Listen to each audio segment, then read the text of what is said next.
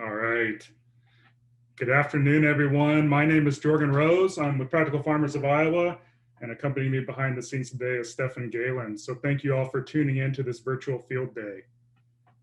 We hear a lot about the cost of conservation, but this afternoon we're going to hear a little bit about how some farmers are trying practices, in this case, interseeding cover crops into 60-inch corn that actually has the potential to improve farm profitability. So we're broadcasting live today from the farm of PFI Farmer Lifetime member and board member Nathan Anderson near Aurelia, Iowa. And Nathan and his wife Sarah own and operate Bobolink Prairie Farms, and they farm using in-field conservation practices that reduce soil loss, increase soil health, reduce inputs, and provide forage for their livestock. And so I just want to thank Nathan up front for hosting this virtual field day, and I'm sure that all of you tuned in here are ready to hear from him. But before we get to the good stuff, I just need to do a few acknowledgments and take care of some housekeeping. So this work is supported by a variety of funders and sponsors. So for starters, this work is supported by a Conservation Innovation Grant from the U.S. Department of Agriculture. So here's my contractually obligated disclaimers for your reading pleasure. And then I also want to make sure that I thank all of our major sponsors for supporting this field day season. So here you can see all of our much appreciated A-level sponsors. And then I also want to make sure I thank all of our B-level sponsors. So without the support of these funders and sponsors, we would not be able to bring you over 60 of these virtual events free of charge this field day season. So we really appreciate their continued support. Just a little bit about Practical Farmers of Iowa. We are a farmer member-led organization, which means that our farmers set our priorities and point us where they want to go. And we achieve our mission of equipping farmers to build resilient farms and communities in a variety of ways, most notably through on-farm research and by empowering farmers and landowners to connect and share knowledge. And we make those connections also in a variety of ways, including virtual field days like this one. And so you can learn more about the many great things that we do in all our different areas of programming. And you can learn more about becoming a PFI member and all the associated benefits on our website, practicalfarmers.org. So I encourage you to check out our website. So just a little bit here about how this field day is going to operate. So here very shortly, I'm going to turn things over to Nathan, and we'll plan on leaving a few minutes at the end for some Q&A, and we'll plan on wrapping up around 5:30. But we'll also include Nathan's contact information at the end, so you can, he said that you can feel free to reach out to him if you have more questions. Nathan might talk about this a bit more as well, but he's hosting another virtual field day in a couple months on August 29th at 5 o'clock to discuss edge of field conservation and wildlife habitat on his farm. And we will paste that link here shortly into the Facebook chat. For question and answer, we will take clarifying questions throughout. So if you have questions that come up, feel free to type them into the Facebook chat and we can relay those to Nathan as he goes so we can get them answered. If there are bigger questions that come up, you should feel free to type those into the chat box as well, but we'll probably hold on to them until the end of the field day and our Q&A period. So if you chat a question and we don't get it answered right away, we haven't forgotten about you, we'll circle back. And lastly, I'm going to be pasting a link to a survey into the Facebook chat box really quickly here. So please click that link and fill out that evaluation and tell us what you think about this field day. We really value that input. We rely on those evaluations to make our events better. And as a bonus, anyone who fills out a survey will be entered to win a PFI branded water bottle. So you don't want to miss out on some free merch. So please fill out an evaluation. And I think with that, I'm going to turn things over to Nathan. Thank you again for sharing with us, Nathan. Hey, Jorgen, Stefan, hey, everyone, thank you. Welcome to Bobolink Prairie Farms. We're glad to have you with us. Thank you for taking the time to be here and participate in this virtual field day.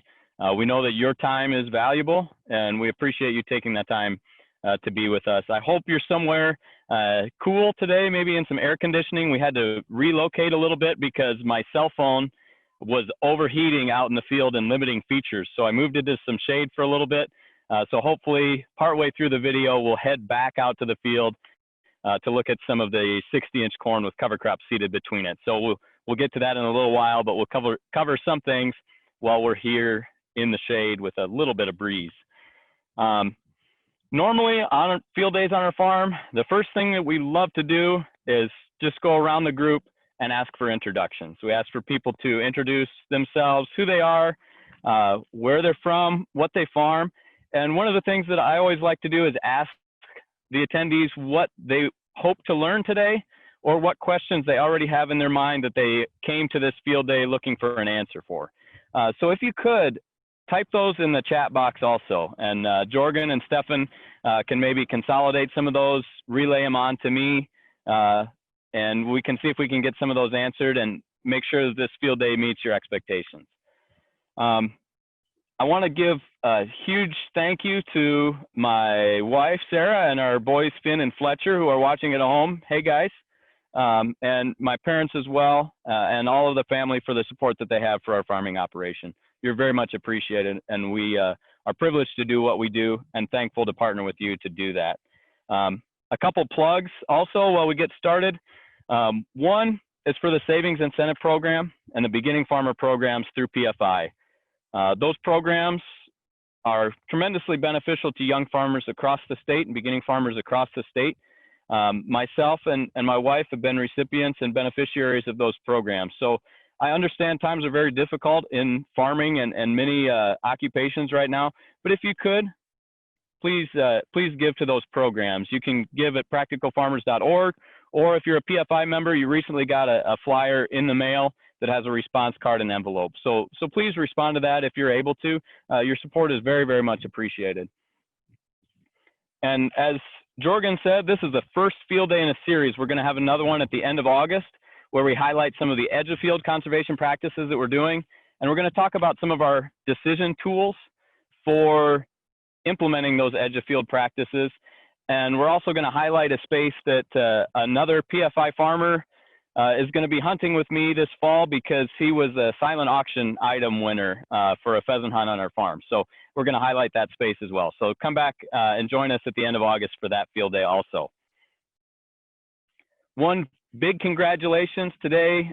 Sarah Carlson was recently recognized as a 2020 Trusted Advisor Award. And so Sarah Carlson's on staff with PFI and does tremendous work. Thank you, Sarah. Congrats.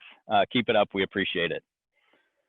Getting into the details, a lot of you have questions about cover crop interseeding, and the first question I usually get, including myself and including from Dad, is why? Why are you doing this? Why are you implementing this practice that complicates the management for your row crop system? And one of the first reasons that we're looking at doing that is to have a better forage chain for our livestock. So we usually have great forage in the spring with overwintering cover crops. We have great forage in early and midsummer, especially with pasture. We usually are pretty good late into the summer too, unless we have some drought issues. But fall, when we turn cattle out on corn stalks, you know, they're gleaning corn stalks, and that's good feed, but there's some deficiencies also. And protein is one of those areas that could use some benefit, and also just intake when they're in that fall, early winter time frame. And so interseeding cover crops is one of the methods that we looked at to boost that forage availability in the fall and connect that forage chain for our livestock just a little bit better. That's one of the reasons. Not all of our falls, especially in a row crop corn and soybean operation, have enough time to seed cover crops in the fall and do it well. We're trying to harvest, we're trying to conduct other field operations, spreading litter, compost, soil sampling, and then just trying to get it done before the weather's not suitable to do it. And so interseeding gives us a chance to maybe try and move some of that cover crop seeding earlier into the year and distribute that workload a little bit. Also, seeding earlier in the year allows us the potential to use some cover crop species that we wouldn't be able to in the fall.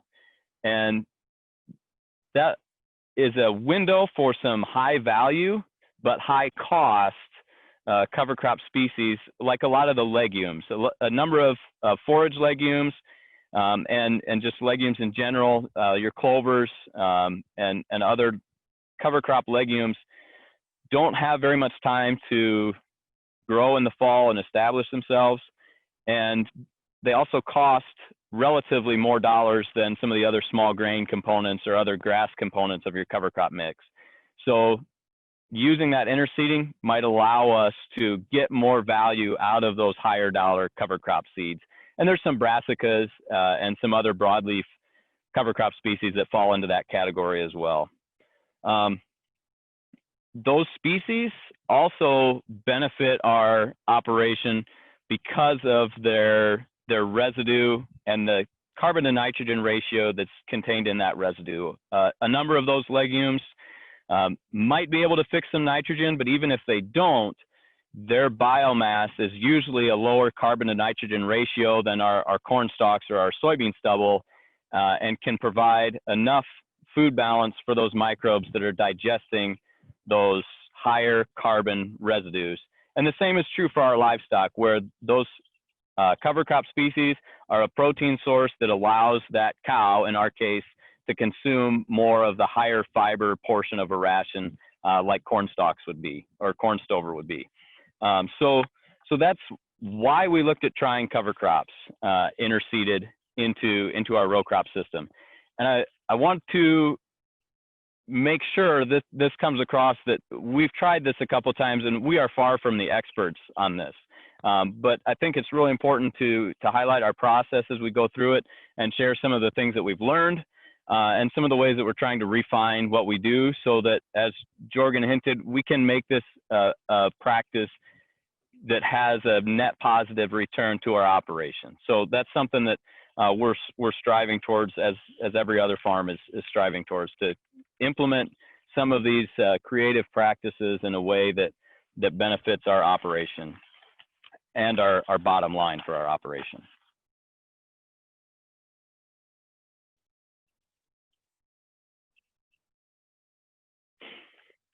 So we have 2 on-farm research projects this year. They both are related to interseeding cover crops. One of them is a continuation of a project from last year, and that was seeding cover crops into wide row corn. We have corn that's seeded in 60-inch spacing and corn seeded in 30-inch spacing, which is our typical spacing.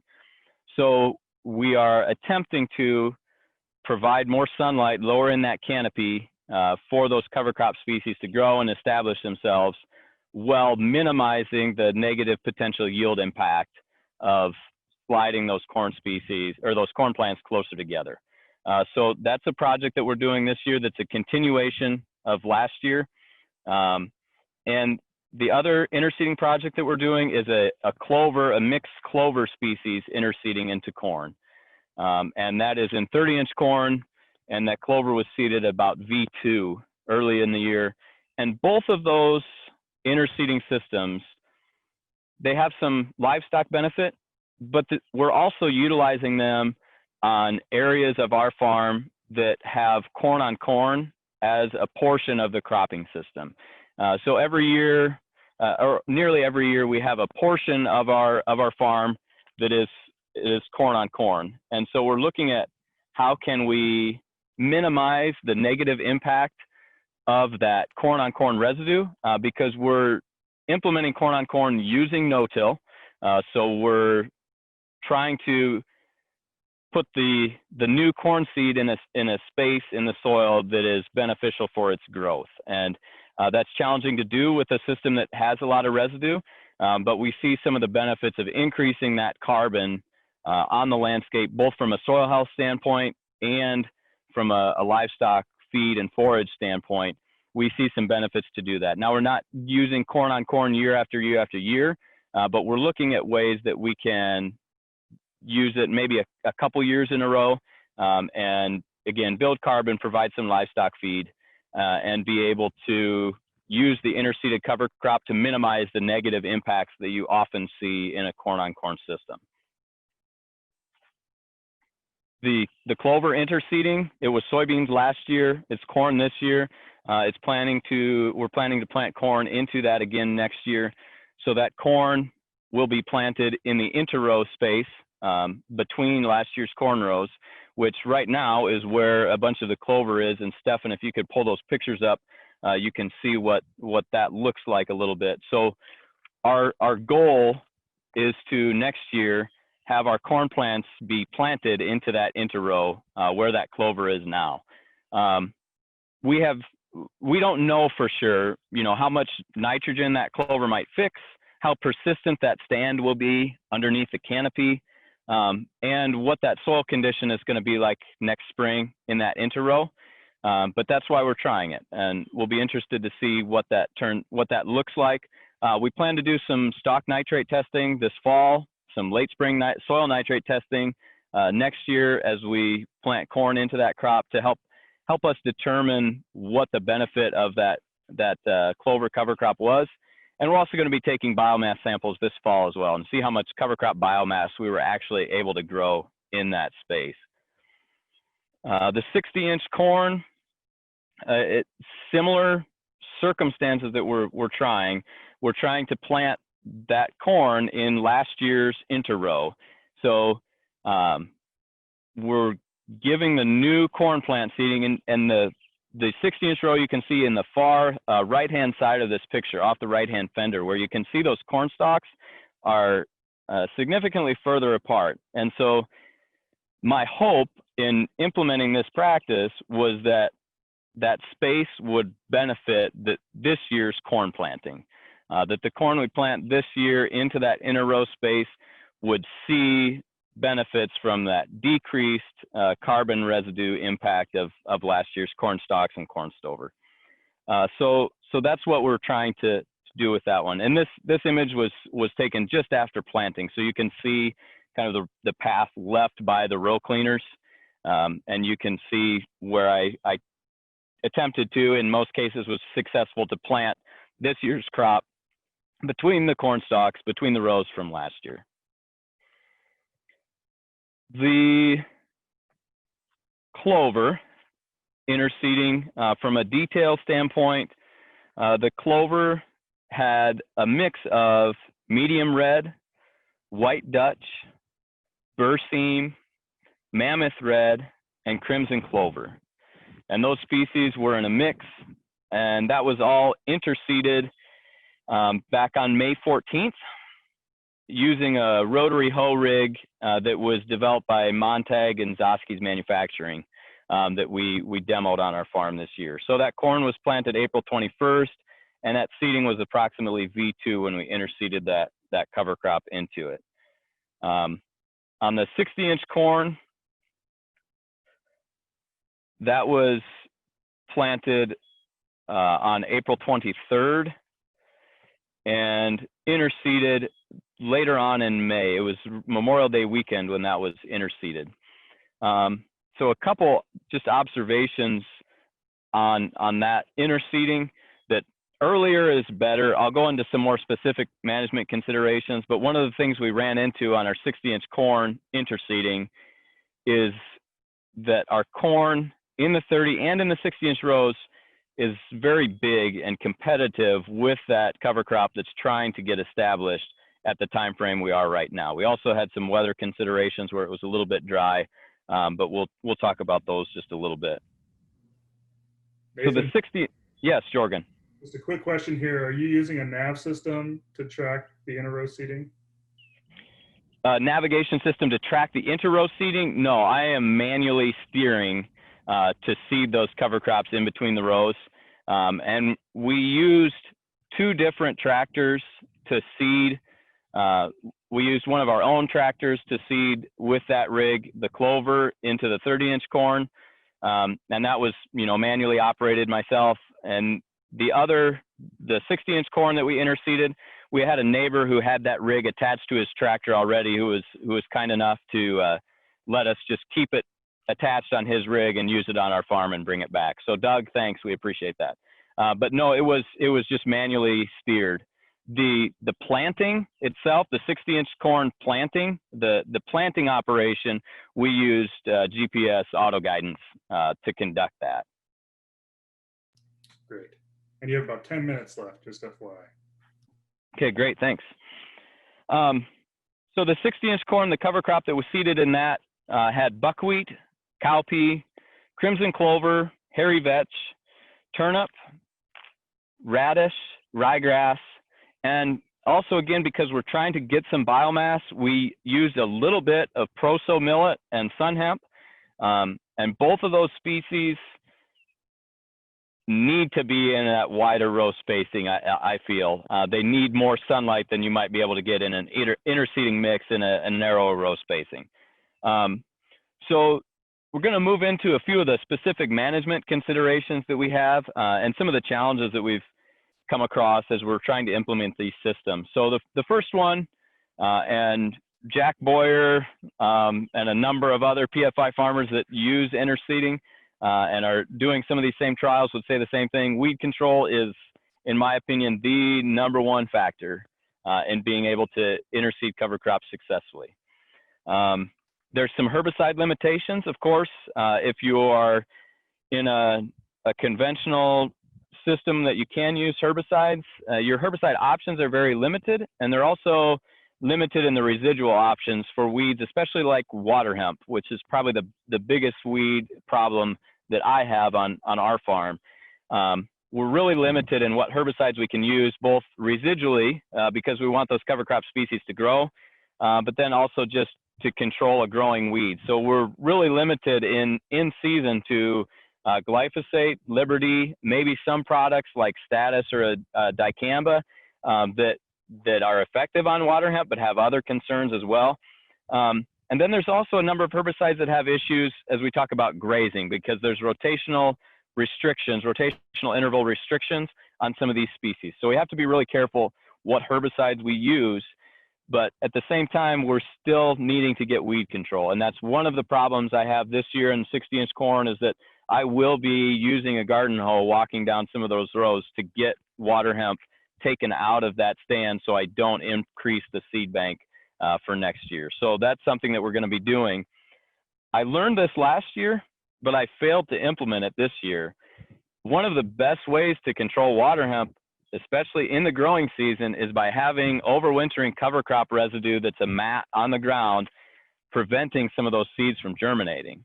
I knew that last year because I learned that last year, but with the fall that we had last year, with some of the grazing pressure late in the year and the winter that we had, we really did not have very good success at getting cover crop biomass in the spring, especially the level of biomass that's going to suppress weeds. So I would really encourage, if you're looking at it, if you're looking at a system like this, either be in a field that has good weed control already and you have really low weed pressure, or have some mechanical means to take the weeds out. If you're cultivating in an organic system or a conventional system, that might work, or have residue that's mulching that ground that inhibits weed growth. That's a really big one. The seeding time frame, earlier is better. V2, V3, seed in the ground is always better than seed on top of the ground. Last year we did some broadcast seeding with a Vicon seeder, and we had regular rainfall, so we had some pretty good success with that. And Stefan, if you want to flip to those couple pictures from last year in the 60-inch corn, that'd be great. So we had some really good success. We used smaller seeds that could handle being on top of the soil surface. This year with the rotary hoe rig, it was an improvement, but still had some variable seeding distribution. If this is a practice you're looking at implementing on a regular basis, you need some type of dedicated equipment that can get seed in the ground. I think that's very important. I mentioned the labor trade-off of seeding some cover crops in the summer versus trying to do it all in the fall. We're pretty busy in the early summer too. We're trying to side dress and do some late spring nitrate and spray soybeans. And so there's some considerations from a labor and time management standpoint then also. Again, I really need overwintering cover crop residue in that system to have a better chance of success, in my opinion, or lower weed pressure in some of the fields. The next thing that we learned in the 60-inch rows, to plant the 60-inch rows, we're double planting. So we're making 2 passes with the planter and trying to offset those 60-inch rows. So we have a twin row setup that is just done by the planter making 2 passes. Where last year if you could go to the picture, Stefan, where the corn's a little, there, that's perfect, a little bit shorter. So last year what we had was that spacing was far enough apart that the second pass, those residue removers, row sweeps, whatever you want to call them, were pushing residue onto the first planted row and stunting the growth in that first row. So you introduced more interplant competition into a space that already had pretty intense interplant competition. So this year we set our row cleaners deeper the first time around to throw just a little bit more residue, lifted them up the second time around so they weren't moving as much residue, and then just set them closer together. So last year we saw a decent amount of biomass, about 650 pounds of biomass that was generated in that 60-inch row space.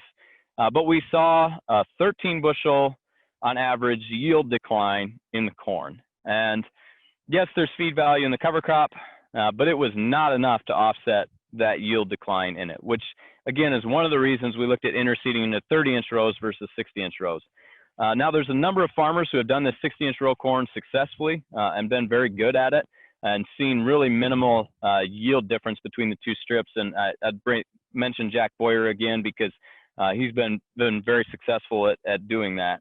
And so we're trying to learn from him and from others about what practices and what steps we can take to improve the yield in that 60-inch row, or what can we do in our 30-inch row spacing to get a interseeded cover crop out there earlier, so the 60-inch row spacing might not be something we use in the future.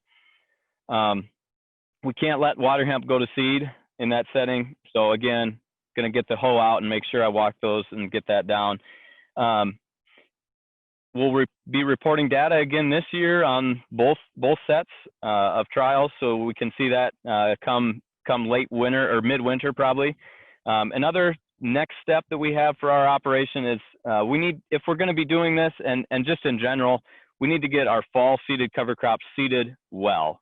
We've been using a lot of broadcast methods for cover crop seeding using a Hagie interseeding late into corn, and that's a good system, but it's a little bit inconsistent as far as getting a cover crop for weed suppression and getting consistent growth across the field. So we need to focus on that for this fall. There's a lot of consideration for spring seeded covers, for other cover crop systems that might be able to fit in a row crop system. So we're going to keep looking at some of those and seeing what we can learn. Again, next step, get seed in the soil versus on the soil. That's going to be a big key for us going forward. Going to try to keep learning, ask new questions, and keep going through this stuff together. So with that, if there's some questions that came up that I didn't get answered, Jorgen, Stefan, I'd appreciate hearing those a little bit. And if we can, how much time do we have left, Jorgen? We have a couple minutes left, but we can run over too. And if people need to sign off, they can, but we can go a little further. Okay. If you could, I'm going to take the screen so it's not showing me, because I'm going to take my phone and trot out to the field, so I don't want a bouncing background. I'm going to trot out to the field and we'll show what the cover crops look like in those 60-inch row spacings right now, if that's something that is appealing to folks that are watching. Otherwise, I'll stand here in the shade. I'm perfectly fine doing that too, but you let me know. Yeah, I think if you can show us what they look like now, that'd be good. Okay, why don't you go ahead and take it off me? I'll trot out there and we'll get back. And if there's a few questions while I'm going through, I can get those as I go. Okay. Well, so Tim Graff asked the question about the nav system. He also asked if you could post your cover crop mixes, and maybe that's something we can add to the website. Yeah, absolutely. Those mixes are reported already in the data collection system. And so Stefan and Haley can see those, and we can get those posted for sure. Yep. So Tim, we'll get those shared. You can check probably the field day webpage on our website, and we'll try and get those up there. And then Bob Reckon asked about the twin row setup, but I think you talked a little bit about that, so I think he got his question answered there. Mm-hmm. And also, if you want to put that last slide up on the screen, Stefan.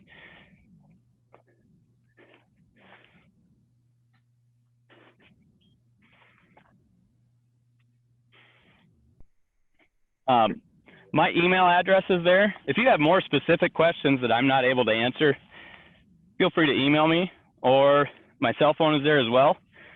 You can shoot me a text message or give me a phone call, and I'd be glad to try and answer that question for you. Great. And then Sarah Carlson asked, what was the overall cover crop seeding rate? The overall cover crop seed. Okay, so on the clover, it was 12 pounds an acre. On the 60-inch row corn, 1 second, I've got it written down here, was 25.5 pounds an acre. So Stefan, if you could go back one on the slides, you can see kind of what it looked like last year, a couple weeks after now.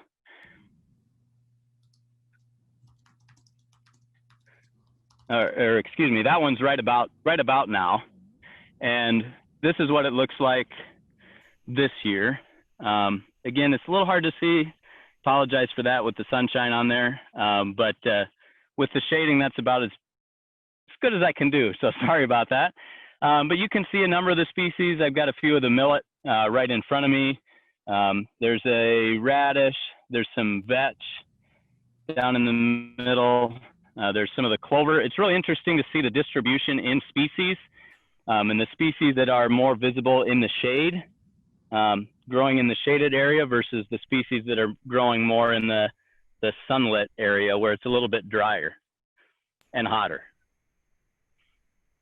So. Great. And just okay. We have time for one last question here.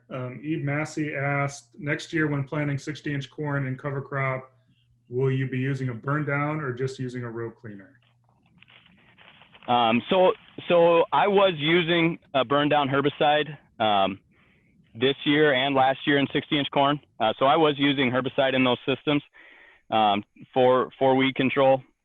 I would probably say that unless I can get some really good overwintering residue, I'm not going to be planting corn in 60-inch rows, because the interseeded cover crop in 30-inch rows at the moment looks pretty good. And if that is successful, that's probably my preferred route, because then I don't have some of the special considerations that I have in the 60-inch row. And I also don't have some of the extra weed pressure that's a potential problem in the 60-inch row. A couple closing thoughts, closing statements, if I could. First one, take care of yourself, folks. It's tough having a PFI network-driven organization where we're not able to be networking and sharing a meal together after this field day. So reach out to folks around you. If you need help, if you need somebody to talk to, make sure you're reaching out to somebody.